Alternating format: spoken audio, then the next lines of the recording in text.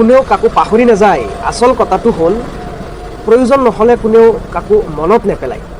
জীৱনত অকলে চলিবলৈ শিকক, কাৰণ আপোনাৰ জীৱনৰ কঠিন সময়ত আপোনাৰ বাহিৰে আৰু আপোনাৰ কাষত কোনেও নাথাকে, আৰু তেতিয়া সিয়ে জিকে যিয়ে অকলে চলিবলৈ শিকে। মানুহ এজন কেতিয়াও বেয়া হৈ জন্ম নলয়। এই পৃথিৱীখনৰ কিছুমান পৰিৱেশে মানুহ এজনক বেয়া হ'বলৈ বাধ্য কৰে। সম্পৰ্কবোৰ ভাঙিবলৈ হ'লে কাৰণৰ একো প্ৰয়োজন নাই, আচৰণেই যথেষ্ট। হেৰাই যোৱাজন ঘূৰি আহিব পাৰে, কিন্তু সলনি হৈ যোৱাজন কেতিয়াও ঘূৰি নাহে। স্বাৰ্থ অবিহনে কোনেও কাৰো আপোন নহয়, আৰু সেই কথাষাৰ অলপ দেৰিকৈ হ'লেও সকলোৱে জীৱনত বুজি পায়। সপোন যিমানেই ডাঙৰ হ'ব, কষ্টও সিমানেই বেছি হ'ব। জীৱনৰ এটা নিয়ম সলনি কৰি লৈছোঁ মাত্ৰ বাছ, যিজনে মোক মনত পেলাব সেইজনহে মোৰ মনত থাকিব। সময়ত কথা পতা আৰু সময় উলিয়াই কথা পতাৰ মাজত বহুত পাৰ্থক্য আছে।